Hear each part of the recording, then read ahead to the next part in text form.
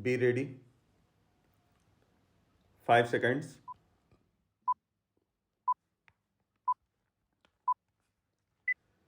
Start. The income tax cannot be changed by the whim of the executive because it is enshrined in the law. Therefore, we argued, please now, on the basis of your own reports, cap the rate. When we used the word cap the rate, what do we mean? It cannot be changed by the whim of the executive. A rate must only be changed with the approval of Parliament. Now I ask all of you, do you agree with me or do you disagree with me on the question that a rate of this importance must be changed only with the approval of Parliament? It cannot, ought not to be changed by the whim of the executive. Now I want to speak up loud and clear and tell the people of India that we do not want Parliament to change the rate. We want the executive to change the rate.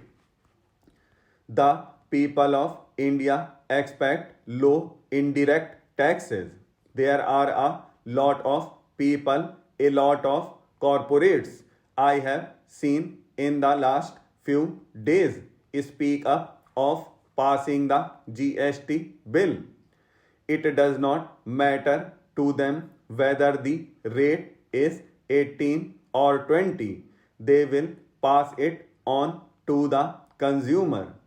In any way, there are many voices in the country to speak up for the corporate supporters. But somebody must speak up for the people. That is precisely what my party is doing, what I am doing today. In the name of the people, I ask you to keep this rate at the rate recommended by your CEA, namely the standard rate should not exceed 18%. I know you are not incorporating it in the Constitution Amendment Bill, but you have to incorporate it in the GST bill. No tax bill will survive judicial scrutiny unless the tax rate is mentioned. So today you may avoid mentioning of it, but 3 months later when you come back with the GST bill, the CGST bill and the IGST must mention a tax rate, and we will repeat this demand again then. In the meanwhile, we will campaign throughout the country appealing to the people of India to support the idea that this tax, the standard rate of GST, should not exceed 18%. With the greatest respect, I do not buy the argument that by fixing the standard rate at 18%, the states will lose revenue. This should be looked at positively for those states. Sir, just read paragraphs 29, 30, 52, and 53 of this report. It categorically argues on sound data that a rate which is the standard rate which is based on implied RNR 15 to 15.5. A standard rate of 18% will protect the revenues of the center and states will be efficient, will be non-inflationary, will avoid tax evasion and will be acceptable to the people of India. However, if the government does not care about inflation, does not care about acceptability to the people of India, does not care about efficiency, then go ahead and charge 24% or charge 26%. That is defeating the purpose of GST. If you are going to charge 24 or 26% ultimately on goods and services, why bring a GST bill at all? Your excise and customs will take care of it. Please remember, services today represent 57% of India's GDP. It suffers a tax rate of 14% today. With Swachh Bharat cess and other cess, it may have gone up to 14.5%.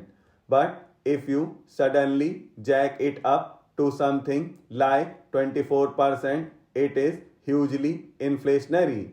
Let me caution you, let me go on record, it is hugely inflationary and there will be a huge backlash if you raise the service tax rate from the current 14.5% to 23 or 24%. Sir, likewise in VAT, most goods suffer a very low rate of VAT. There is a huge number of exemptions and only 56% are of the standard rate. If you suddenly jack it up to 23 or 24%, it will be inflationary. And a high rate will lead to tax evasion.